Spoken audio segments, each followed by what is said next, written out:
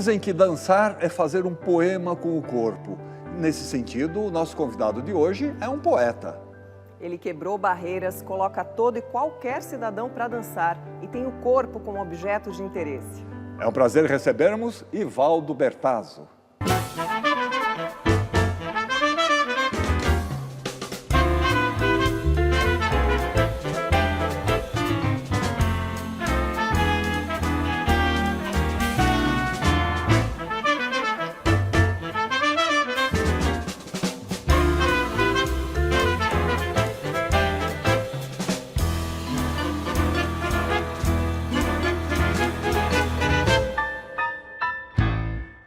Ivaldo, muito obrigado por aceitar o nosso convite. Muito obrigado também ao Bunga por participar aqui do nosso programa. Sejam bem-vindos. Eu fico feliz porque eu tenho uma história, né, com a TV Cultura. Logo que ela foi inaugurada, eu fui dançar com a Marica aí. Era um programa de dança e a gente fazia semanalmente. E isso eu tinha meus 19 anos. Faz tempo, né? Ô, Ivaldo, vamos começar a falar da sua vida.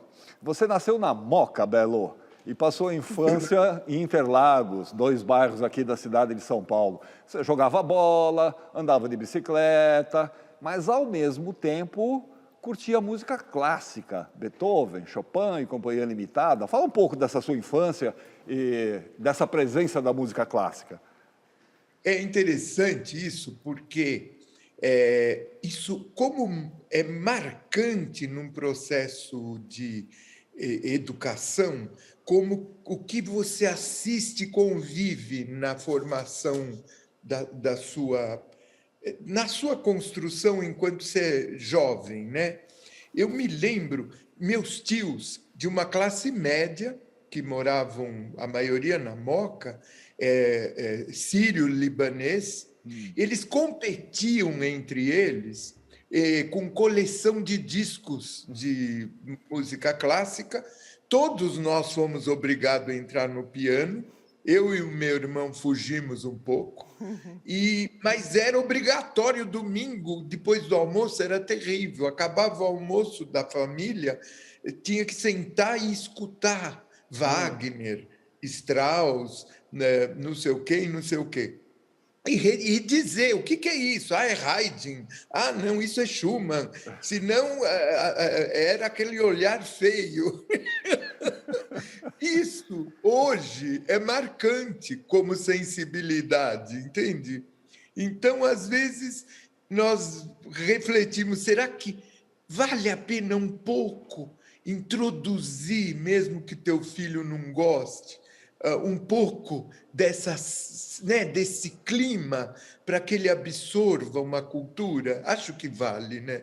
Ah, com certeza vale, né, Ivaldo? Agora, e a escola? Você era um bom aluno, hein?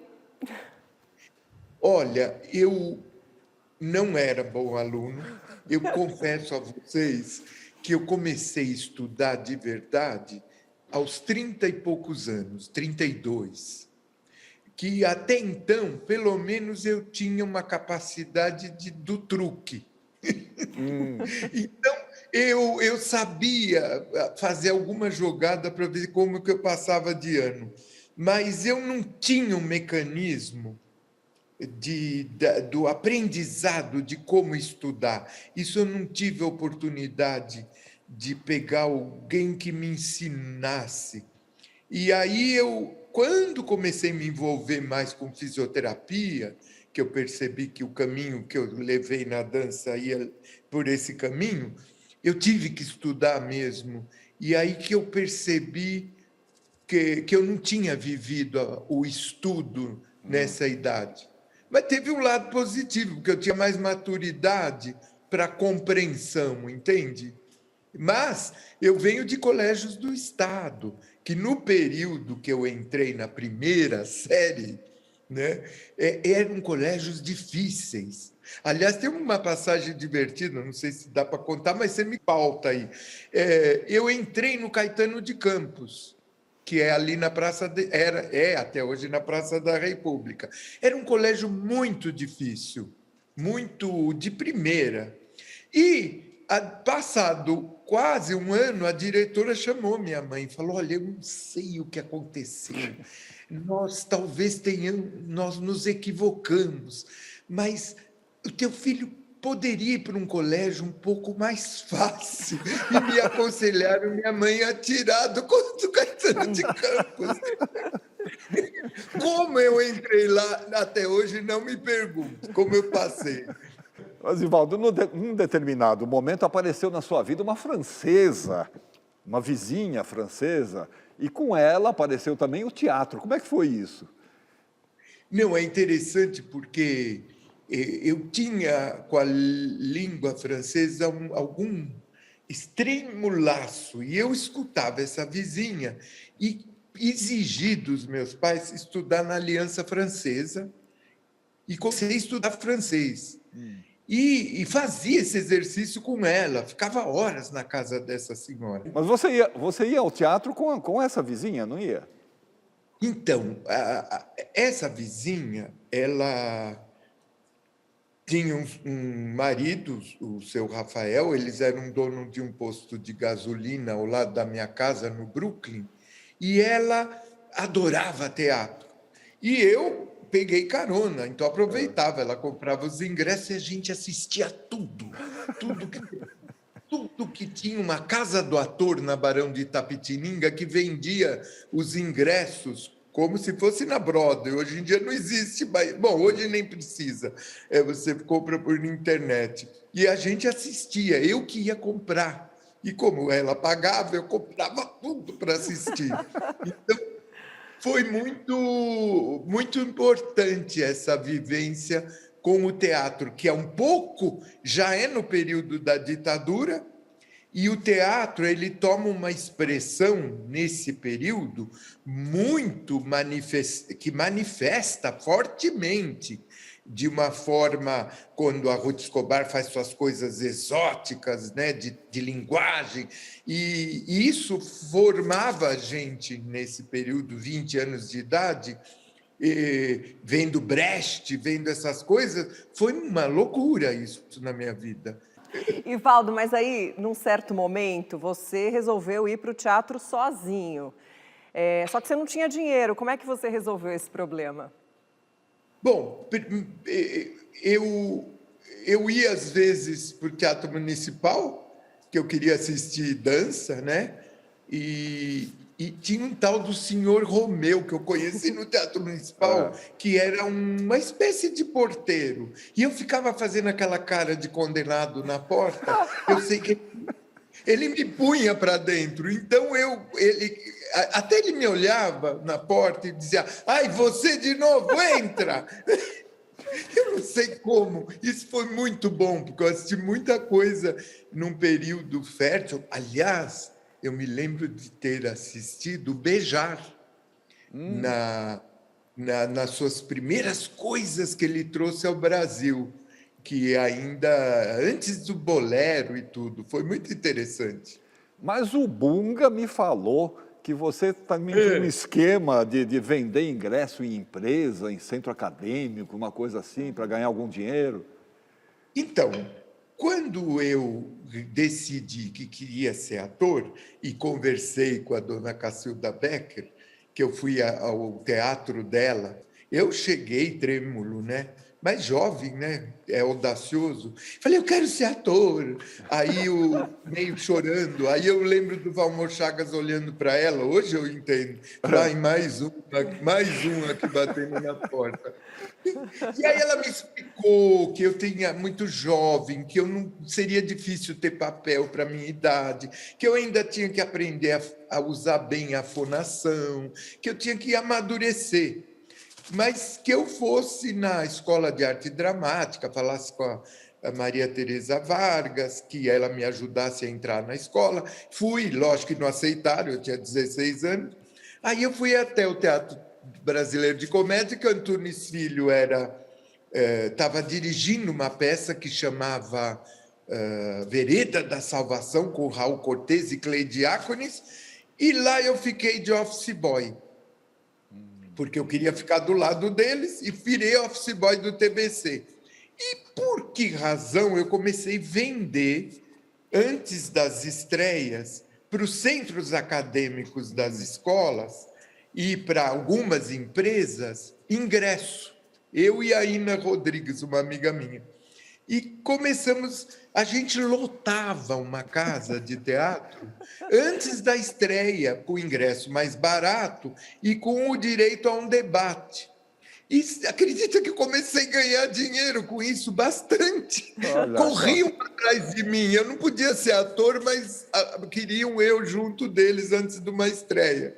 E, Valdo, depois desse teu contato com o teatro, você acabou mudando o seu foco para a dança. O que provocou essa mudança? Eu não sei. É evidente, nesse período ainda nós tínhamos os grandes ícones. E um jovem sempre necessita de uma imagem forte para ele perseguir. E o ícone era, lógico, Nureyev nesse período. Um dia eu falei para a Mariana, uma amiga minha, vamos estudar dança.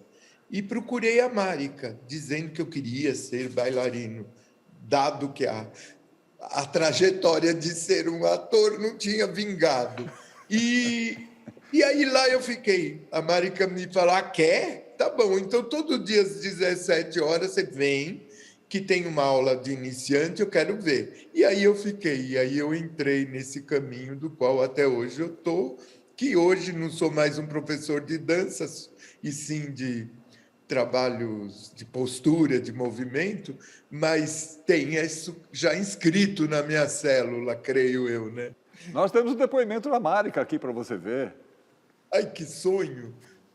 Ai, querido amicíssimo, que saudades, né? Saudade de uma época muito boa, onde você já era pré-guru.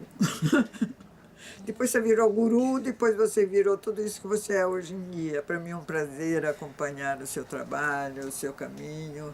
Você sabe que a gente é amigo à beça e assim vai ficar a vida inteira. Eu te quero muito bem e te parabenizo de estar aí na Pari Persona, que é super legal. Você merece, tá?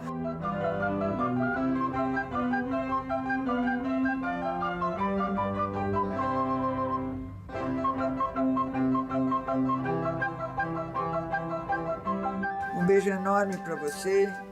Eu estou aqui, você está aí, mas estamos sempre juntos.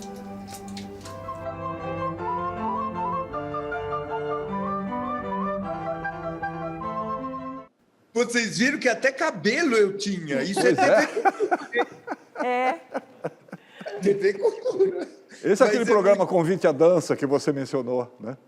Exatamente, exatamente. Nossa, como é bom rever essas coisas, não? Quando elas são construtivas, né? Bom, e logo você se tornou um coreógrafo e uma das referências para você foi um dos exemplos máximos aí da dança contemporânea e do teatro também, que é Pina Bausch. Como é que ela te influenciou e o que você absorveu dela, Ivaldo? Eu acho, né, no meu ponto de vista, que a Pina Bausch, o importante era uma liberdade expressiva que o bailarino dela expunha, que chegava a um grau de teatralidade, de interpretação, mas muito próximo da emoção. Eu tinha insights e percepções na construção da cena, da dramaticidade, que foi o que marcou. Lógico, você assiste Sacre de Plantão, Sagração da Primavera, tem aquela visceralidade no gesto, mas muitas escolas contemporâneas possuem isso. Mas era a forma como ela construiu isso, que vem de Curtiós, da Mesa Verde. É um teatro que surge em Essen, na Alemanha, logo depois da guerra, onde as pessoas estavam totalmente sem pele, né, da Segunda Guerra. Então, tudo que sai desse período criativo que ela vem é extremamente visceral. Isso foi importante para todos nós, para quem fazia teatro, quem fazia dança, assistir Pina Bausch. Bom, e aquele menino que não ia tão bem assim na escola acabou se tornando um estudioso obstinado, né? E saiu pelo mundo pesquisando esse universo da dança, né, Ivaldo? A gente tem um material aqui, um vídeo para te mostrar.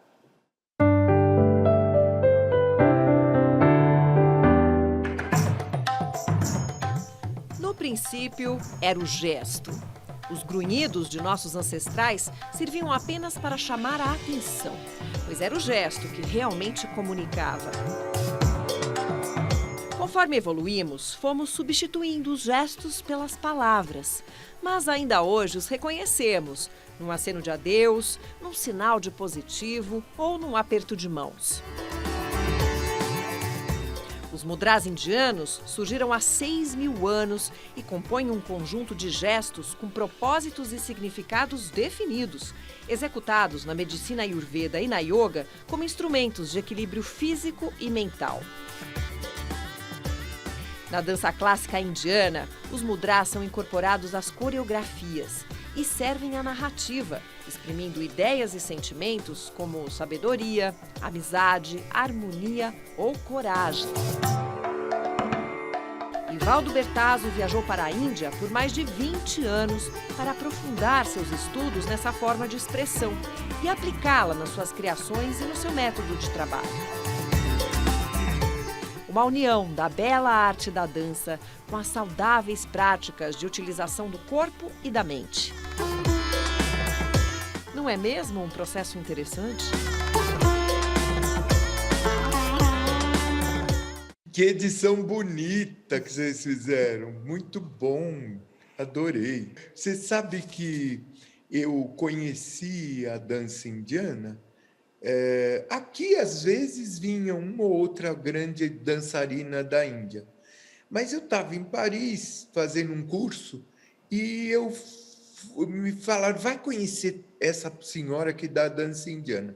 Quando eu cheguei lá, eu falei, eu não sei usar nem a face, nem a mão, como linguagem, como algo, da mesma forma que eu falo, que eu uso a palavra, o indiano usa a face e a mão e as percussões, ou seja, as extremidades, para ampliar a capacidade e enriquecer a comunicação.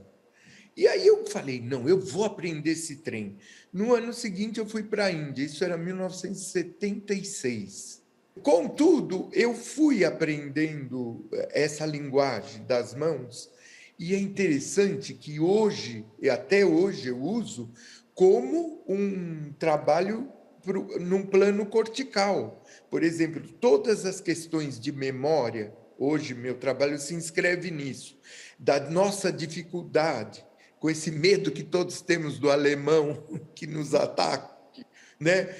Então, toda a linguagem de mãos amplia na massa cinzenta a capacidade de armazenamento da memória. Queria que você desse um exemplo, mostrasse alguma coisa, como é que você exemplificaria essa questão do gesto com a utilização das mãos?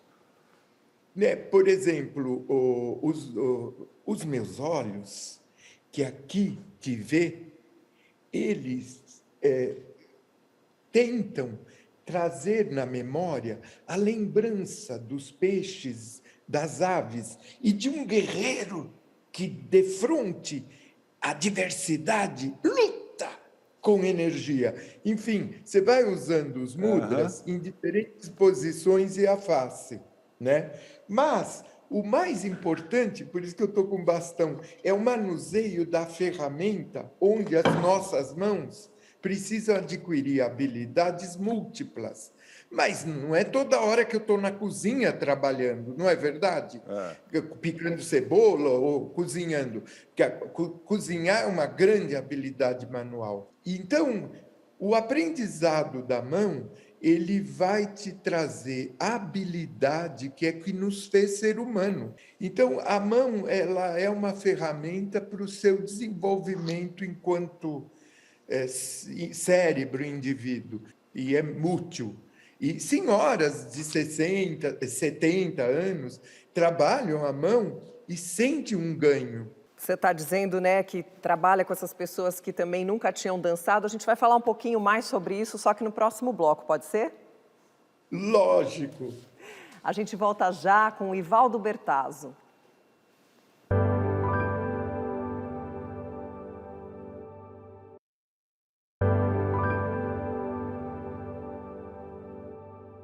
Estamos de volta com o coreógrafo e criador do método de reeducação do movimento, Ivaldo Bertazzo.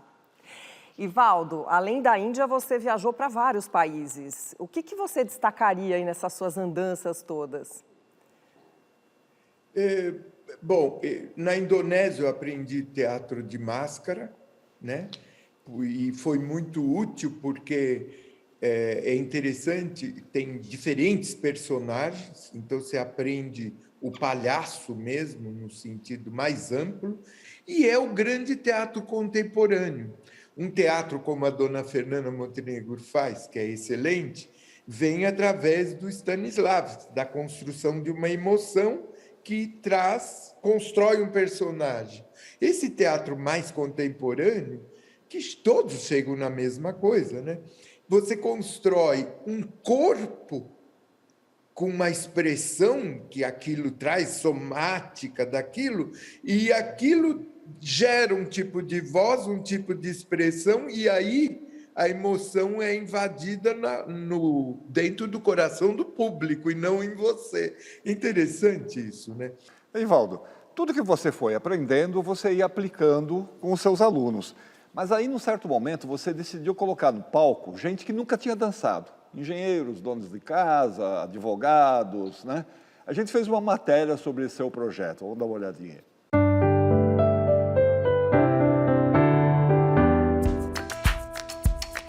Ivaldo Bertazzo é um eterno estudioso e pesquisador que nasceu para quebrar padrões e estabelecer novos paradigmas. Em 1976, ele teve a ousada ideia de reunir em uma montagem de teatro e dança indivíduos não profissionais que se dispusessem a conhecer as possibilidades de movimento dos seus corpos e apresentá-las em cena. Conhecida como Cidadãos Dançantes, essa ideia acabou resultando em quase 30 espetáculos, apresentados no Brasil e no exterior para milhões de espectadores. Para Ivaldo, estava claro que a diversidade física, étnica e cultural do povo brasileiro possibilitaria a utilização de várias escolas de movimento e estruturas rítmicas. E foi assim que a ideia, que a princípio causou algum desconforto nos puristas da época, acabou aplaudida por todos. Afinal, o que é a arte, senão uma constante busca por novas formas de expressão e de integração?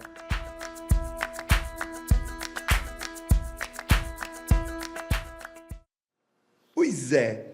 Um dia eu cheguei para os meus alunos, não dançarinos, com diferentes profissões, propósitos, classe social, etnias, né? Falei, vamos fazer um espetáculo? E falei, domingo quem quiser venha. Marquei o ensaio no domingo. Quando eu cheguei na minha escola, tinha 90 pessoas. Falei, Senhor do Bom Fim, como é que eu vou segurar esse? E aí começou uma longa trajetória, isso era 1976, e começamos a fazer espetáculos anuais, e fazia muito sucesso.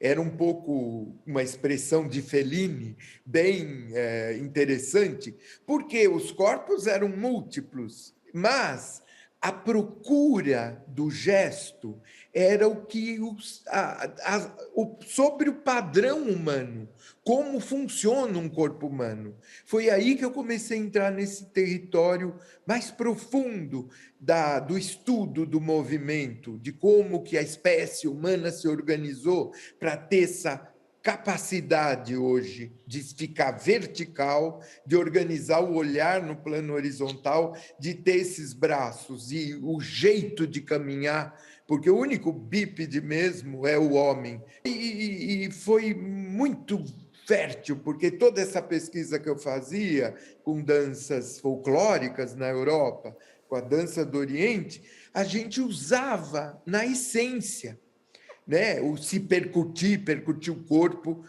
que hoje é muito presente nos barbatuques, mas nós fazíamos não como músicos, mas como ser humano, procurando som no corpo, fazendo expressões. E o público enlouquecia, porque ele se via. E via, bom, a minha tia está no palco, olha que incrível, e fazendo coisas que eu não faço. Então, foi um momento muito vital de transição aqui em São Paulo. No final, acaba a ditadura, começa uma procura de linguagem, é um crescimento grande do corpo, do mercado corporal, as pessoas começam, agora, hoje em dia, todo mundo fala, caminhe, faça exercício, mas isso não era tão evidente há 30 anos atrás. E aí foi muito forte isso na minha vida. Zivaldo, o projeto daria uma nova guinada quando você resolveu levá-lo para as comunidades, para a periferia de São Paulo e tal. E aí eu te pergunto também sobre isso. Qual foi a importância da dona Ruth Cardoso nesse processo? Bom, a Ruth, eu a conheci quando ela volta do exílio, que ela estava morando em Paris. E foi uma pessoa muito importante na minha vida. Primeiro porque eu já percebi que tinha algo especial nessa mulher. E ela veio fazer aula comigo. E era um privilégio. Ela chegava, se vestia e descia. Então, enquanto era difícil para uma pessoa, eu falei, agora nós vamos fazer o movimento com a letra U. Aí saía a dona Ruth Cardoso, e não estava nem aí. Porque o problema dela não é a luta pela timidez de uma expressão, era num outro campo social do qual ela lutava.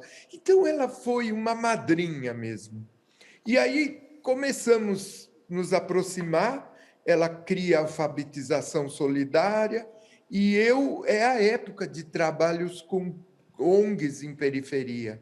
Então, eu realmente entrei nesse barco porque era perceptível que era o momento. Mas eu criei uma forma de como complementar a ausência do estudo da escola pública, a ausência, aquilo que falta nessa criança, em termos de diversidade cultural, de conhecimento do mundo. E nós, foi muito importante o trabalho. Criou alguns dançarinos, sim, mas a gente queria capacitar esse jovem para entrar no mercado de trabalho, e não importa em qual. E era para isso que a gente os ensinava a dançar e a entrar no palco. E só que gerava nessa liberdade, não nesse foco, eu vou virar um bailarino, algo muito forte. E isso foi muito importante. Então, eu tive esse privilégio. Peguei carona no de Cidadão Dançante, depois carona nos jovens de informação, adolescentes de periferia. Ou seja, eu que aprendi com todos eles. E Noé deu a louca no Convés, é um ótimo exemplo, né, Ivaldo, de como a gente pode desconstruir esse conceito pré-definido em relação às comunidades periféricas, não é? Exatamente, porque, olha, tinha uma menina, a Samara, negra, linda, e eu falei, sabe o que você vai fazer no Noé? Você vai fazer uma Josephine Baker. Imagina nesse mundo careta que nós vivemos, de conceitos tão equivocados, né, que ainda hoje a gente fica brigando com LGTBT, não sei o quê, com tudo. Ela entrava de Josephine Baker, aquela famosa que dançava de biquíni no Folies Bergère de Paris, e tinha um asilo, né, de crianças.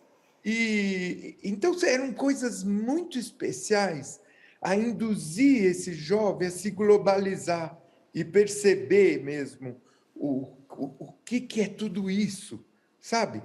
Trabalhamos com atores famosos com eles. Quando eu trabalhei na Maré, no Rio de Janeiro, tinha Rose Campos, teve o Seu Jorge, tinha Zé Cabaleiro tocando, teve o Acti, que tocava Stravinsky, e eles dançavam. E olha que interessante, Stravinsky são composições assimétricas, e o jovem esse dito da periferia contava como músico. Não, aqui foi 5, aqui foi 7. Não era aquele 2x4 que o funk os reduz, sabe? Desculpa eu falar assim do funk, mas na expressão mais rude dele. Nós temos mais um depoimento aqui, Valdo. Dessa vez é de alguém que você já mencionou aí. Vamos ver quem é. Oi, Valdo. Foi um prazer enorme trabalhar com você nesses 2 projetos que a gente fez, o Folias Guanabara e a Mãe Gentil. Né? Trabalhar com você é uma festa, é uma grande evolução, a gente aprende tudo. Você é uma pessoa tão querida, que tem tanto conhecimento do corpo, do psicológico, de tudo das pessoas, e melhor do que tudo, você quer dividir todo esse seu conhecimento com todo mundo. Então, trabalhar com você é um happening, porque a gente junta um grande músico, junta Zé Cabaleiro, a Comunidade da Maré, Elza Soares, Seu Jorge, a sua equipe, a Marília, Sandra Pera, todas as pessoas que trabalham, e juntando tudo isso saem espetáculos deslumbrantes, né? Essa experiência que eu tive foi inesquecível, porque a gente vê aquelas crianças que saem de uma comunidade na qual elas não tiveram a possibilidade do contato com a arte, principalmente com a arte da Índia, que você trabalha tanto, e depois de 1 mês e meio você vê essas crianças absolutamente disciplinadas, como posicionadas e fazendo aquelas coreografias dificílimas. Então eu acho que você tem um trabalho incrível, que você jamais deveria deixar de fazer esses seus grandes espetáculos, né? Você inspira as pessoas, você é um grande criador e você é uma pessoa maravilhosa que quer o tempo todo estar cercado de tudo, da arte, da música, da literatura.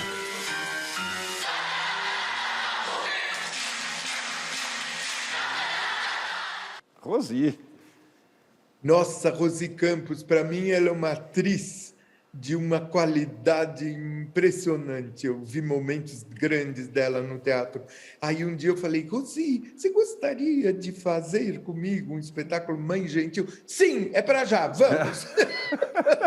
E ela fazia um misto entre Nossa Senhora da Aparecida e essa mãe brasileira que enfrenta a parada dos filhos, né, cá entre nós. E era o máximo, máximo. E, Valdo, as suas pesquisas, os seus experimentos acabaram resultando, ao longo dos anos, num método próprio, um método que você desenvolveu e que hoje é utilizado por muitos profissionais da dança e também pelo pessoal da fisioterapia. Agora, um desafio para você. Em rápidas palavras, resumidamente, em que consiste esse método? Esse método, felizmente, eu fui abraçado pelo SESC São Paulo, onde tem 4 livros editados importantíssimos. Ele, na verdade, estuda como que a psicomotricidade humana, desde o nascimento até a adolescência, é formada. Deglutição, mastigação, a forma de organização do pescoço, como que você usa os braços, como que você caminha. Isso entendido por um profissional que vem estudar conosco, ele se transforma num trabalho corporal, só que dentro do modelo de como funciona o aparelho humano. Ou seja, reto, como um atleta. O modelo de um corpo humano é mais ou menos o gesto de um corredor, quando você vê na Olimpíada. Ali você tem todas as matrizes. Então, a partir daí, a gente construiu ferramentas, coisas muito simples hoje, porque eu dou aula online, com elásticos, bastões, porque também é acessível e barato. E você pode usar coisas da sua casa que você tem. E está abrindo um grande leque, porque o que importa hoje? Eu saber como esse trem aqui, que é meu corpo, falando assim, né? Não vai dar para falar rapidamente, você pediu, mas é abraçar, pegar o touro no chifre, que é o conhecimento da pessoa, abrir isso, e ampliá-la de desejo de se apropriar do gesto do corpo. É exercício, de certa forma, mas tem suas manhas específicas. Essa coisa de envelhecer melhor também, né? De poder amarrar um sapato na velhice, por exemplo. Exatamente. Por exemplo, nós não somos mais idosos tão elásticos. Esse não é o modelo que você quer no idoso, mas ele tem que ter a habilidade de levantar e sentar de uma cadeira, de caminhar, de tomar seu próprio banho e de cozinhar. Existem exercícios para que isso permaneça na vida de um idoso? É possível, é possível. Acontece que, eu não sei, as pessoas às vezes fazem forças muito excessivas, achando que a massa muscular, sabe, massa muscular você perde, mas você não perde a psicomotricidade. Enfim, esse é o campo que eu mais gosto de falar, preciso tomar cuidado, senão eu estou falando que nem um maluco aqui. Mas tem uma pessoa que também fala sobre isso, uma aluna sua já há algum tempinho. Olha só quem é. Oi, Valdo, tudo bem? As suas aulas são imperdíveis. Porque a gente sai da aula, bom, entra, todo mundo, ai, estou cansada, não aguento mais o computador, não aguento. Você vai me dando uma animação, uma articulação de tudo, de pensamento, de músculo, de nervo, sei lá o que acontece no corpo humano. 42 anos que eu estou com você, 42 anos com aulas diferentes, todos os dias, agora no online, antes, 2 vezes por semana. Não, mas olha, nunca, vou dizer uma coisa para você, nunca saí cansada da sua aula. Saí sabendo que eu me articulei inteira, que eu me movimentei inteira, e de vez em quando dá uma pausa e começa a contar coisas da sua vida, todo mundo dá risada. Quanta besteira. É bom falar bobagem, Todas as maravilhas que você resolveu na minha vida, de musculatura e de mente também. Muitas vezes você dá exercício de ritmo aqui, que eu fico meio perdida, até achar, mas quando eu acho, é maravilha. É maravilha. Você não pode imaginar o bem que você me faz. O bem que você tem me feito, sempre fez. Durante 42 anos eu fico aqui olhando para você, prestando atenção no que você fala. Então, um beijão para você, até a próxima. Eu não sei quando é que a gente vai se encontrar com essa pandemia, mas de vez em quando a gente dá umas fugidinhas, né? Tá bom, uma fugidinha dessa a gente se vê. Tá? Um beijão para você, tá? Tchau. Dona Yara. A Yara é uma graça. Olha, eu agradeço vocês terem colocado isso, porque, olha que interessante, a Yara tem 96 anos e ela diz... já faz pouco tempo que eu faço aula com o Ivaldo, fazem 42 anos. Logo, para ela é pouco tempo. Não é verdade? Ela foi professora de canto e piano em escolas durante muitos anos, e é isso que a manteve inteligente. Ela é muito especial. Ela mora sozinha, ela guia carro, ela lê jornal todo dia. E ela diz que isso que a mantém viva. Não é legal isso? É maravilhoso. Mas mais maravilhoso foi a afetividade que vocês construíram esse programa. Isso é um presente, viu? Opa, que bom que você está gostando. A gente tem mais um depoimento de alguém que participou em alguns trabalhos teus. Aliás, em um trabalho bem importante teu. Eu sempre fui fã do trabalho do Ivaldo. Assisti diversos espetáculos dele. E fiquei muito surpreso quando ele me convidou para escrever o texto do espetáculo A Dança das Marés. Eu disse a ele que eu só teria condição de escrever se eu pudesse ir à Favela da Maré e conviver um pouco com essas meninas e meninos. E nós fizemos assim. Primeiro, numa escola, eu fiz uma reunião com os meninos. Na semana seguinte, com as meninas, que me falaram da vida deles, da realidade em que eles viviam. E depois eu tive o privilégio de andar pela favela com eles. E aí escrevi o texto. Não fiz nada. Na verdade, o que eu fiz foi recolher as frases que eu julguei mais significativas, as falas que eu acho que refletiam melhor a realidade em que eles viviam. O espetáculo foi lindíssimo. Até hoje eu tenho a imagem daqueles meninos, meninas dançando, se espalhando pelo palco, uma música super forte. Eu fiquei muito tocado por esse espetáculo. Queria agradecer publicamente ao Ivaldo por ter me feito esse convite.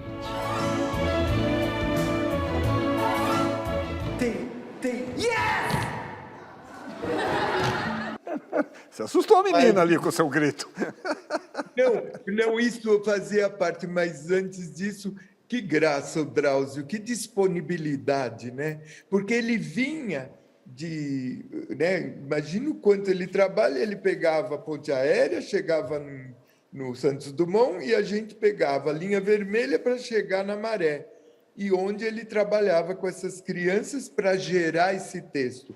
É muito próximo ao que ele fez com o Carandiru, em outra grandeza, lógico. E ele, como se diz, ele vai fundo, né?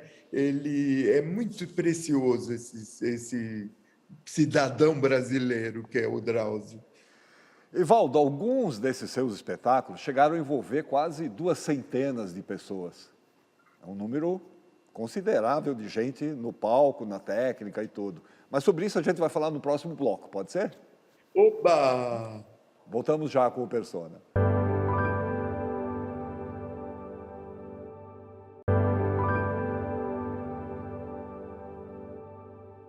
Pronto, estamos de volta com o Persona, hoje conversando com o Ivaldo Bertazzo. Você estava falando, Ivaldo, que além das técnicas de dança, você lança a mão também de objetos do cotidiano, né?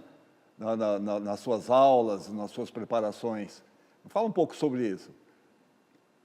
Por exemplo, o bastão de madeira, em diferentes tamanhos, ele é uma ferramenta que te dá visualmente a linha do horizonte, se ele tiver nessa forma, ou a linha vertical, que é seu eixo.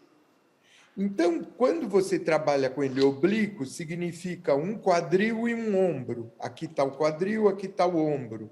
Aqui está a cabeça, aqui está a bacia. Aqui está a largura dos dois ombros, aqui a do quadril. O bastão, ele é uma ferramenta que te corporaliza muito rapidamente. Então, em vez de você passar um ano falando, querido, sinta seus ombros, perceba a largura dele, o aluno com boa intenção quer sentir tudo isso, mas não sente, a gente dá um bastão na mão dele e ganha, é um atalho. Ele tem diferentes pesos e tamanhos. Isso é milenar, não fui eu que inventei. O chinês usa bastão para fazer exercício há 2000 anos antes de Cristo. Então, nós usamos tubos de PVC, porque ele tem diferentes volumes, são materiais baratos, que são muito importantes para a coluna vertebral, pilhas de livro, descobrimos exercício com lençóis. Mas tem também objetos como escova de dente, o arroz, que é uma delícia, né, de afundar as mãos e os pés num balde de arroz. Quer dizer, o cidadão usa esses objetos do cotidiano. Usa, porque, por exemplo, o fato de ser ou é feijão ou é arroz, enfiar a mão num pote com isso, você não sabe o ganho de força na mão. A mesa da tua casa, a gente deita o tronco sobre a mesa, com os pés no chão. Nossa, a coluna aprende na hora a achar uma linha de força. É muito simpático isso tudo. Ivaldo, vamos ver mais alguns depoimentos? Lógico, oba!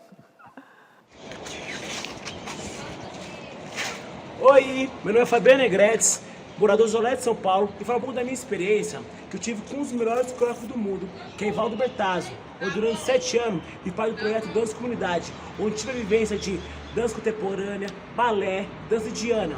E lá também aprendi um método de educação do seu corpo. Olá, mamãe careca.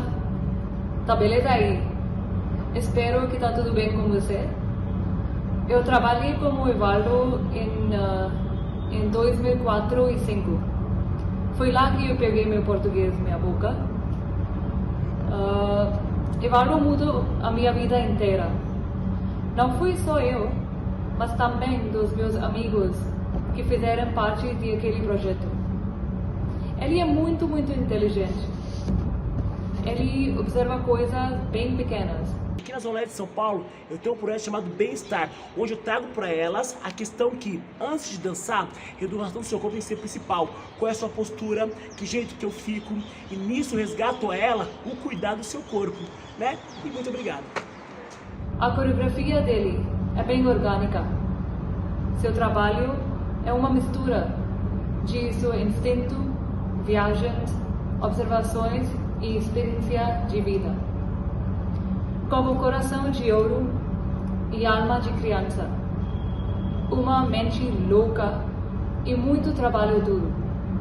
Ele é um dos melhores coreógrafos e uma pessoa de gente adora pra porra. Um beijão, Evaldo.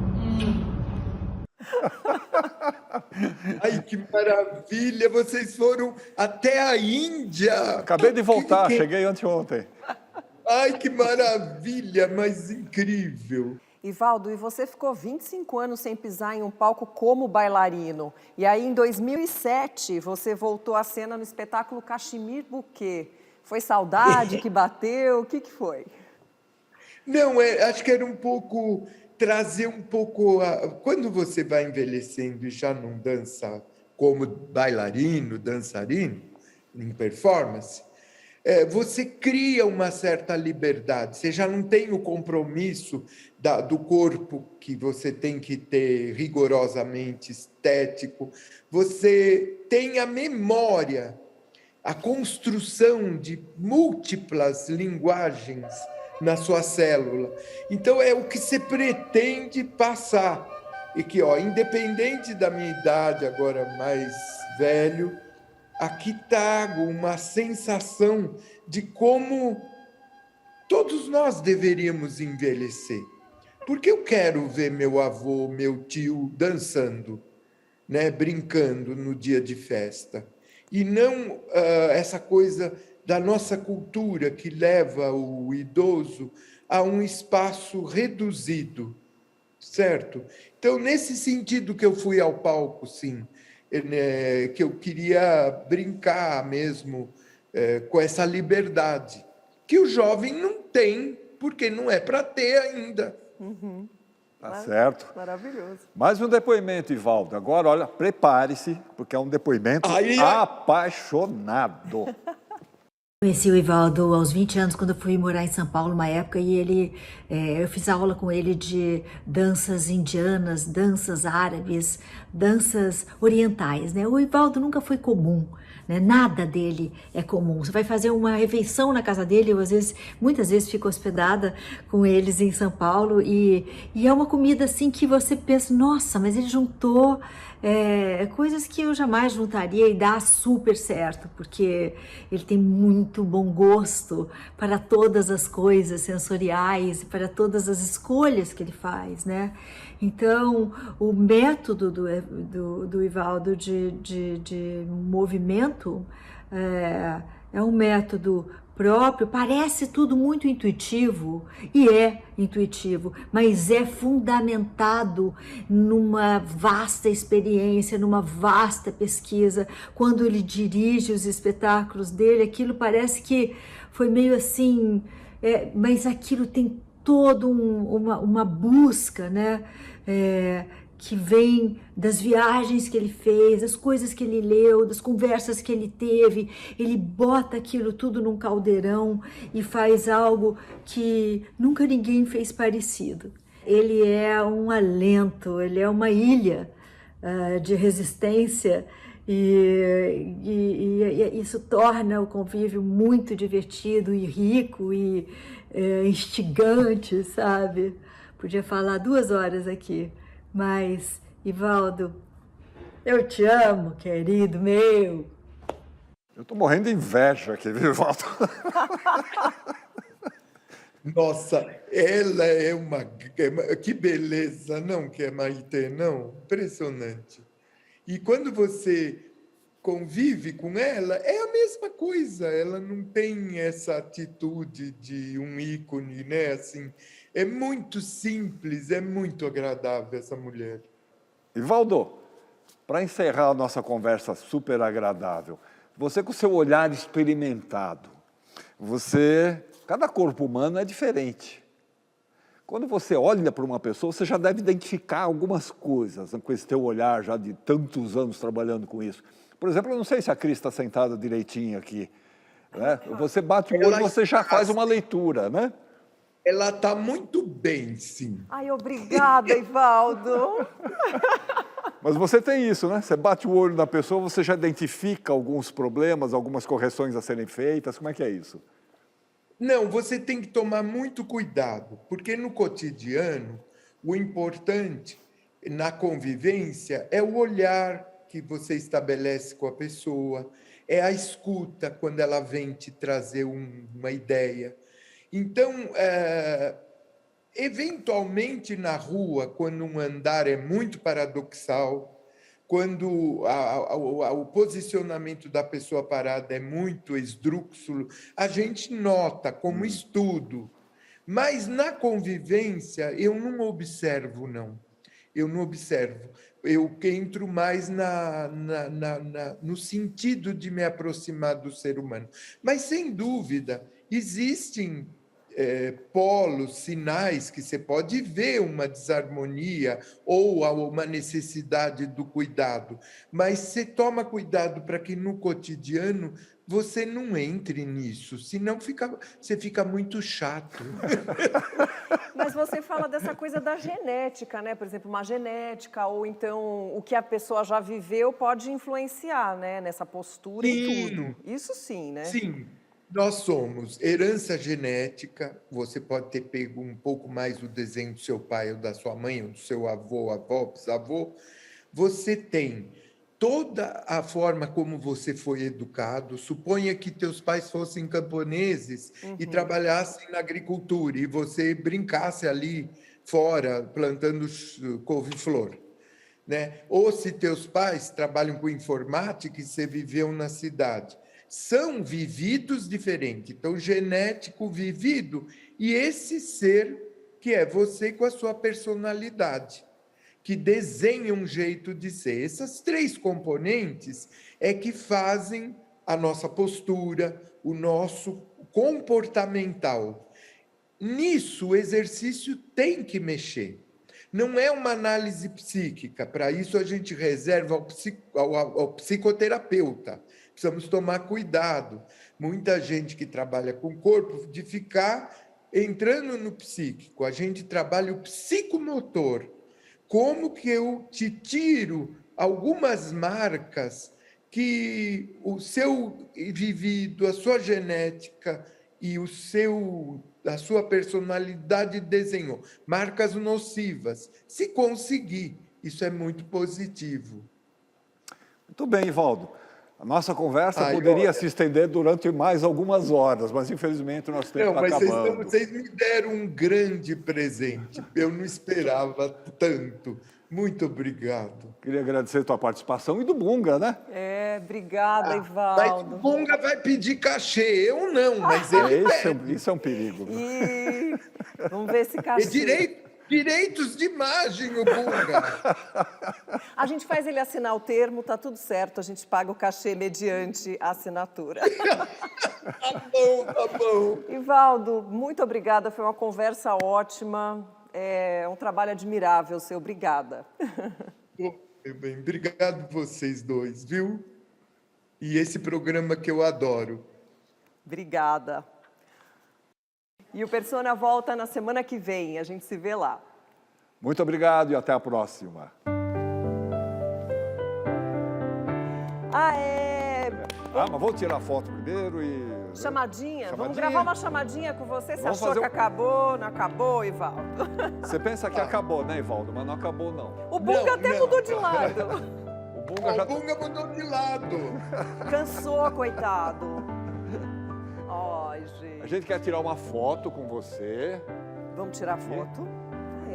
Eu, você, a Cris e o Bunga.